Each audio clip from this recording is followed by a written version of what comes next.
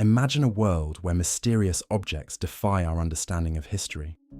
Tales of ancient jet airplanes, cosmic disks, otherworldly screws and stones that whisper of lost civilizations captivate our imagination. In this documentary, we explore 15 so-called forbidden artifacts that challenge conventional wisdom. With a calm, inquisitive tone, we will examine each relic's origin, the myths that surround it, and the scientific explanations that make sense of the mysteries. Join us for a journey through gold pendants, once mistaken for airplanes, a hammer encased in rock, a Roman Dodecahedron, and a rust-proof iron pillar. By the end, you may find that the real story is more fascinating than the myth. Did pre-Columbian craftsmen create miniature jet planes thousands of years before aviation? In 1930s, Colombia, a collection of gold and tumbaga pendants, was discovered in tombs belonging to the Quimbaya culture. These objects, dating from roughly 500 BC to 600 AD, depict stylized animals such as birds, fish, frogs, and insects. Because some pendants have triangular wings and vertical tails, ancient astronaut theorists claim they must represent airplanes, calling them Quimbaya jets. The shapes even inspired model makers to build tiny replicas and proclaim they could fly. Yet archaeologists see a different story. The pendants come from a rich tradition of animal motifs: crocodiles, jaguars, moths, butterflies and bats. Goldsmiths exaggerated fins, tails and wings to fit aesthetic conventions and the forms of local fauna. Several of the so-called jets show gills and eyes, clearly identifying them as fish. Others display feather patterns and beaks typical of birds. The apparent vertical stabilizers are likely stylized tails rather than rudders. Mainstream researchers emphasize that these objects were ritual offerings, not scale models of flying machines. To modernize, the pendant's aerodynamic lines evoke aircraft, but there is no evidence the Quimbaya had knowledge of aviation. Their craftsmanship demonstrates remarkable metalworking skills: lost wax casting, alloying gold with copper to create tumbaga, and inlaying different metals. But it does not support claims of advanced aerospace engineering. Understanding the cultural context dissolves the mystery. And as we admire the artistry, let us remember to support thoughtful exploration. If you enjoy this documentary, please like and subscribe. Your engagement helps us bring more thoughtful journeys to life. Up next, we travel south to examine a disc inscribed with what some believe are the secrets of human DNA. Could a mysterious stone disc hold evidence of embryonic development carved millennia before modern biology? In the 1990s, an artifact surfaced on the antiquities market known as the genetic disc. The disc is about 20 to 22 centimeters in diameter and weighs around 2 kilograms. Its surface is carved with scenes that some claim depict fertilization, embryonic development, and even cesarean delivery. An accompanying story claims that Colombian industrialist Jaime Gutierrez Lega found the disc while exploring the mountains of Fucane.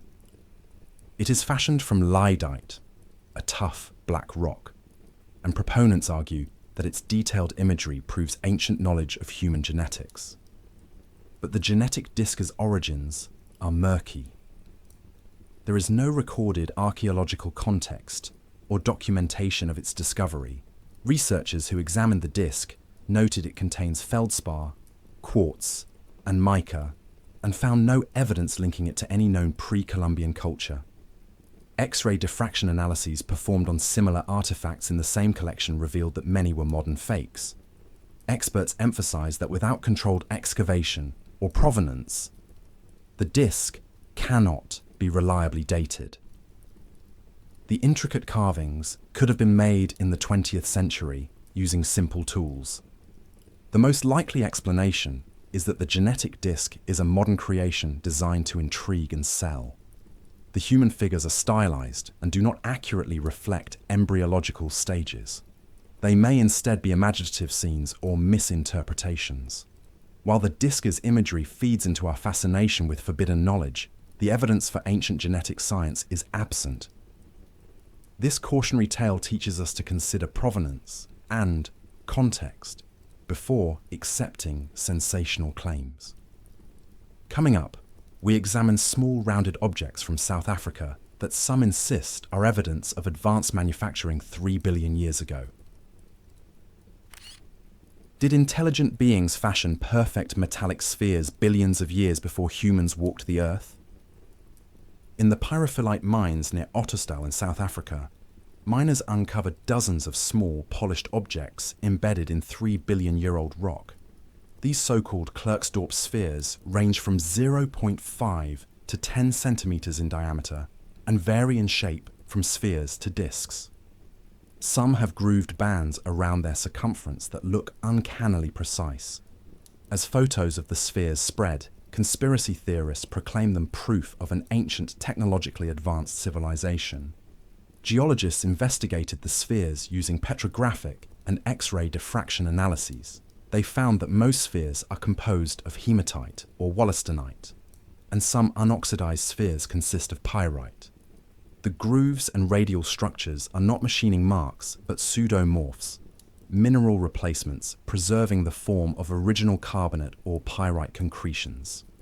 During diagenesis, sediments compacted and mineralized, forming hard nodules within softer rock. Growth within sediment laminations created the impression of grooves. Similar concretions form naturally in many environments. They are not manufactured. The legend of the Klerksdorp Spheres reflects our tendency to project significance onto the unfamiliar. When we encounter an unusual shape, we may assume design when natural processes suffice. The spheres are a testament to geological creativity over deep time rather than alien crafts. Our next story takes us to Russia, where a small fossil sparked headlines claiming it was a metal screw 300 million years old. Did a 300 million year old machine part get embedded in prehistoric rock, defying all timelines? In the early 1990s, Russian researchers reported finding a small object resembling a screw embedded in a 300 million year old sandstone. Photographs show a tiny helical structure with threads, prompting speculation of ancient machines or extraterrestrial visitors. The object became an internet sensation, labeled the 300 million year old screw. However, geologists recognized the pattern immediately. The fossil is a fragment of a crinoid, an ancient marine animal related to sea lilies. Crinoids have stalks composed of columnals that resemble stacked washers or discs with a central canal. When eroded and partially preserved, these fragments produce internal molds with a distinctive screw-like thread pattern. Geologists call such fossils screw stones, and they occur commonly in crinoidal limestone. The spiral pattern results from how the crinoid's calcareous plates are organized, not from machining. Thus, the screw is a natural fossil record of life in ancient seas. The error illustrates how morphological similarity can mislead. When we encounter a familiar shape, such as a screw thread, we may impose technological meaning. Scientific analysis reminds us to look beyond appearances to the underlying processes. Our next artifact tells a similar tale, an ordinary object encased in stone that some claim proves modern technology existed millions of years ago. Can a modern hammer really be entombed in ancient rock? In 1936, near London, Texas, a hiker reportedly found a wooden handle protruding from a nodule of stone. Breaking open the concretion revealed an iron hammerhead attached to the handle. Creationists and mystery buffs seized on this London hammer as evidence that humans and dinosaurs coexisted, or that advanced technology predates recorded history. Photos show the metal head partially encased in hardened rock, which some call an Ordovician sandstone hundreds of millions of years old. Detailed inspection reveals a different story. The hammer is a typical 19th century miner's tool with a modern iron alloy. The surrounding material is not ancient sandstone, but a concretion, a hardened mass of sedimentary rock cemented by minerals. When a metal object becomes buried in a mineral-rich environment, dissolved minerals can precipitate around it, forming a stone matrix in decades or centuries. Concretions can encapsulate organic material and everyday objects. Geologist Glenn Cuban notes that minerals in solution can harden around an intrusive object. A miner likely dropped the hammer in a limestone environment where mineral-laden water created the concretion. The London hammer thus illustrates how natural processes can mimic deep time. The iron head may be pitted and rusted, but its style and metallurgy place it firmly in the 1800s. Rather than an anomaly, it is a cautionary example of misinterpreting geological phenomena. Next, we head to the Himalayas, where tales of alien visitors are carved into mysterious stone discs. Did a cache of stone discs record an ancient extraterrestrial crash landing? According to a sensational story circulating since the 1960s, an expedition to the Baigong Pipes Mountains on the Sino-Tibetan border uncovered hundreds of round granite discs with spiral grooves and mysterious inscriptions. These Dropa Stones supposedly tell the story of a spacecraft that crash-landed 12,000 years ago, leaving behind tiny beings called the Dropa. The legend claims Chinese professor Tsum Umnui translated the discs and that the Chinese government suppressed the findings. The narrative's origin traces to a 1962 German magazine article and later to the book Sun Gods in Exile. Investigations reveal that the named expedition members and translator never existed. Author David A. Paronunce admitted the book was a hoax. No verifiable Dropa stones are housed in any museum, and Chinese archaeologists have no record of their discovery. French ufologist Jacques Vallée described the story as a hoax. The supposed inscriptions on the discs cannot be corroborated, and photographs often show misidentified stone discs from other contexts. Like many myths, the Dropa story combines exotic locales, unnamed sources, and alleged government suppression to appear plausible.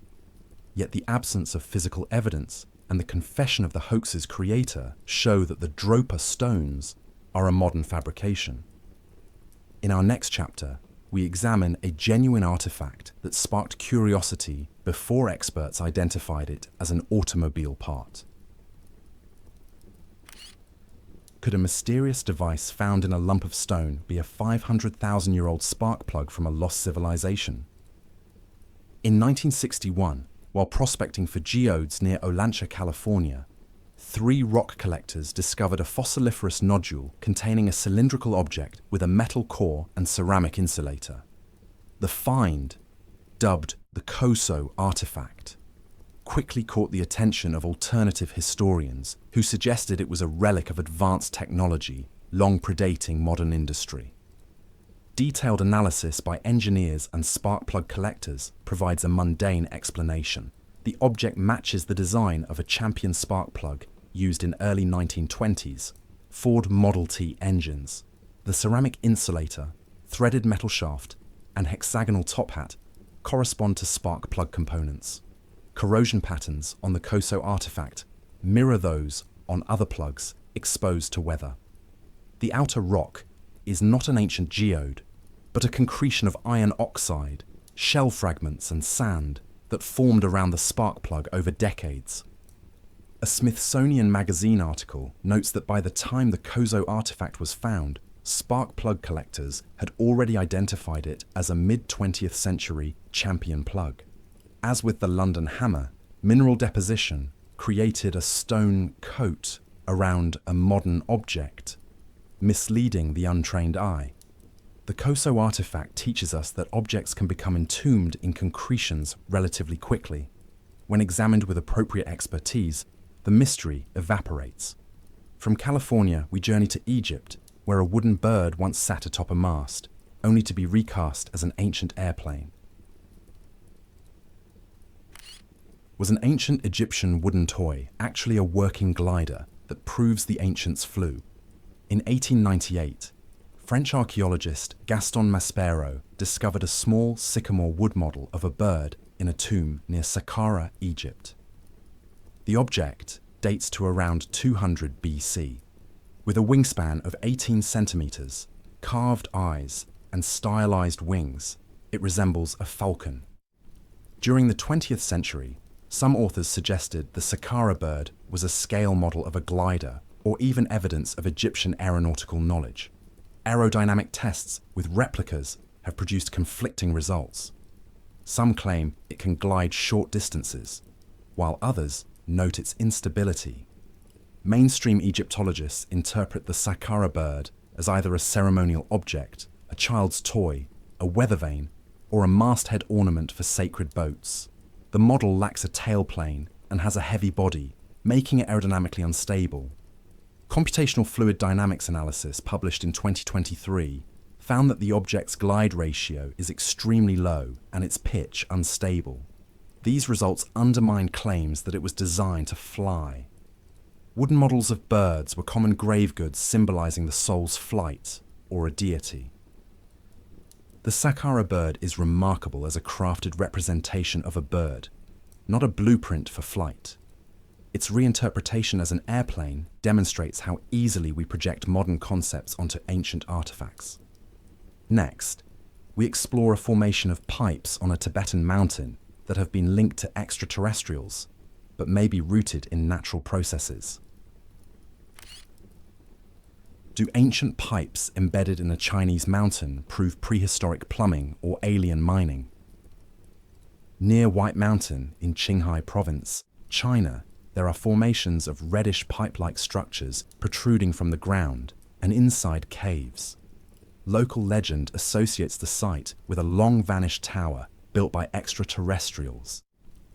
In the early 2000s, sensational stories claimed the Baigong Pipes were an ancient artificial pipeline system or proof of alien technology. The pipes, some up to 40 centimeters in diameter, appear to penetrate bedrock and lead into a salt lake. Geologists from the Beijing Institute of Geology and the China Earthquake Administration studied the pipes. Laboratory analysis revealed that the pipes are composed of ferruginous sandstone and natural minerals. They contain organic matter and tree rings, indicating that they are fossilized tree roots and concretions, rather than manufactured conduits. Some pipes showed a high iron content because groundwater carried iron into the cavities where the tree roots decayed. The iron then precipitated as a hard crust, giving the appearance of metallic pipes. The area's geology is conducive to such structures, and similar root casts are found worldwide. Like other pseudo-artifacts, the Baigong Pipes reflect human imagination outracing evidence. Natural processes often produce shapes that mimic human designs, but careful study reveals their true origins. Our next stop is New Hampshire, where a carved stone found in the 19th century continues to baffle researchers. What secrets lie within a quartzite stone carved with strange symbols and found beside a New England lake? In 1872, workers digging a post hole near Lake Winnipesaukee, New Hampshire, unearthed a small egg-shaped stone. The dark, fine-grained quartzite object measures about 10 centimeters high and 6 centimeters wide. Intricately carved with images of a face, teepee, corneas and geometric patterns, the stone is pierced from top to bottom with 2 different sized holes drilled by tools unknown in Native American contexts. The carvings are not typical of local Abenaki art, and the rock type is not native to New Hampshire. Over the years, scholars and enthusiasts proposed theories. A prehistoric Native American ceremonial object, a thunderstone fallen from the sky, a mooring weight for fishing nets, a lodestone used for navigation, or simply a 19th century hoax. The stone's symmetrical holes suggest machine drilling. Yet other features evoke symbolism, such as a sacred treaty or burial marker. The New Hampshire Historical Society concludes that the stone's purpose and origin remain unknown. It may represent cross-cultural exchange or a later intrusion into the soil. Without archaeological context, definitive interpretation is elusive. This enigmatic artifact reminds us how incomplete information fuels speculation. The lack of parallel objects prevents confident classification. To our audience, we pose a question. Which artifact explored so far has captivated you the most? Share your thoughts in the comments. Your feedback enriches our exploration. Our investigation continues with a bronze polyhedron that perplexed Roman archaeologists and modern hobbyists alike. Why did the Romans craft hollow bronze dodecahedra with mysterious holes, and what were they used for? Throughout northern and central Europe, archaeologists have unearthed more than 130 small hollow bronze objects dating to the 2nd to 4th centuries AD. Each has 12 pentagonal faces with circular holes of varying diameters and knobs at the vertices. These Roman dodecahedra vary in size from 4 to 11 centimeters. No two are identical, and none bear inscriptions or wear marks that might indicate their function. Scholars have proposed numerous uses: measuring devices for calculating distances or the size of projectiles, standard gauges for pipes or coins, calendrical instruments for determining sowing dates, candlestick holders, knitting aids for weaving gloves, gaming dice, toy balls, and religious artifacts. Illustrations of dodecahedra found with coins suggest some may have been used as currency counters. Others propose that threads run through the holes allowed them to measure angles or serve as rangefinders for artillery. The lack of consensus stems from the absence of textual references and the wide geographic distribution. While their exact purpose remains debated, there is no evidence the dodecahedra are out-of-place technology or alien devices. Their craftsmanship reflects Roman metalworking skill and interest in geometric forms. The mystery invites experimentation and curiosity, demonstrating that not every ancient object yields a simple answer. Next, we travel to Egypt's Dendera Temple to examine carvings that some believe depict ancient light bulbs. Did ancient Egyptians illuminate their temples with electric lights? In a crypt beneath the Temple of Hathor at Dendera, reliefs depict a lotus flower from which emerges a serpent standing inside an oval container, known as an HN. The serpent god Harsomtus is shown within this oval, which is attached to a djed pillar and attended by priests. These images, dating to the Ptolemaic period, are part of the temple's ritual scenes. In the 1990s, pseudo-archaeologists speculated that the ovals are glass bulbs containing filaments and that the djed pillar represents a power cable, claiming the Egyptians had electric lighting long before Edison. Egyptologists and physicists dismiss this interpretation. The accompanying hieroglyphic texts explain that the scenes represent the daily creation of the world.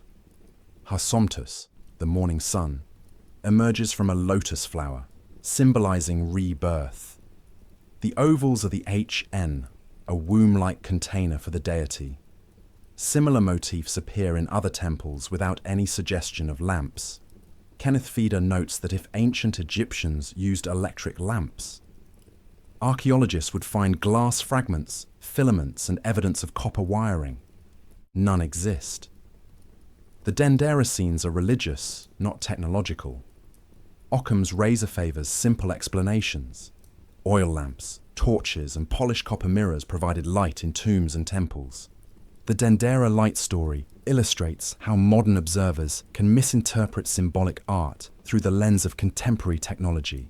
When we appreciate the religious context and the Egyptians' actual achievements, the need for alien electricity vanishes. Our next artifact brings us back to Mexico, where a terracotta head of European appearance has sparked controversy about transoceanic contact. Does a tiny Roman-style head found in a Mexican tomb prove ancient Mediterranean voyages to the New World? In 1933, archaeologist José García Payón excavated a burial at Tecaxic, Calixtlahuaca in Mexico. Among the grave goods dating between 1476 and 1510 AD was a small terracotta head unlike any known pre-Columbian artifact. With a beard and European features, the head resembles Roman figurines. The find fueled speculation that Romans, Phoenicians, or other Old World sailors reached America centuries before Columbus. Subsequent investigations raised doubts. The head was not part of a controlled excavation record. It might have been introduced inadvertently during earlier disturbances. A thermoluminescence test in 1995 suggested the clay could date between the 9th century BC and the 13th century AD, a broad range that does not pinpoint a Roman origin. Scholars proposed explanations. A Spanish colonial import placed in the tomb by looters, a piece carried by a European shipwreck that drifted to the Mexican coast, or even a hoax planted by collectors. There is no corroborating evidence of Roman contact. No Roman objects have been found in pre-Columbian contexts in the Americas. Until new evidence emerges, the Tecaxic Calixtlahuaca head remains an anomalous find. Its presence reminds us that isolated artifacts cannot rewrite history without broader context. Next, we investigate an aluminium wedge from Romania that some call alien technology, but which likely has a down-to-earth origin. Is a mysterious aluminium wedge buried with mastodon bones, proof of ancient metalworking, or a lost machine part? In 1974, workers excavating near the city of Aiud, Romania, unearthed 2 mastodon bones and a wedge-shaped aluminium object weighing several pounds. Enthusiasts claimed the wedge was an out-of-place artifact, arguing that aluminium was unknown before the 19th century. So this must be proof of alien visitors or a prehistoric civilization. Photographs of the object show a trapezoidal shape with a curved inner surface and drilled hole. Skeptics looked closer. The wedge's metallic composition matches duralumin, an aluminium alloy common in 20th century machine parts. Metallurgical tests revealed percentages of copper, silicon, and zinc similar to modern 2000 series aluminium alloys that oxidize rapidly, explaining its age appearance. Engineers compared the wedge to teeth from excavator buckets used in construction and mining. The object fits both the size and shape. Since aluminium does not spark like steel, it was desirable for mining equipment. It is likely a tooth from a modern excavator lost during digging and later found near mastodon bones. This case underscores how modern debris can masquerade as ancient technology when context is ignored. Without controlled excavation, artifacts can easily be misinterpreted. Finally, we end our journey with a genuine marvel of ancient engineering, a massive iron pillar that has resisted rust for centuries. How has a 7-meter tall iron pillar stood outdoors for 1,600 years without rusting away? Standing within Delhi's Qutub complex is a 7.2-meter high iron pillar weighing more than 6 tons, erected around 402 AD during the reign of Chandragupta II and later moved to its current location. The pillar bears Sanskrit inscriptions dedicated to Vishnu. Despite enduring monsoon rains and Delhi's humid climate for over 1,600 years, the pillar shows remarkably little corrosion. Tourists often claim the pillar is made of a mysterious alloy or proof of lost technology. Modern metallurgical research reveals the secret. Ancient Indian smiths produced wrought iron with a high phosphorus content and low sulfur. When this phosphorus-rich iron rusts, it forms a thin protective layer of iron hydrogen phosphate hydrate.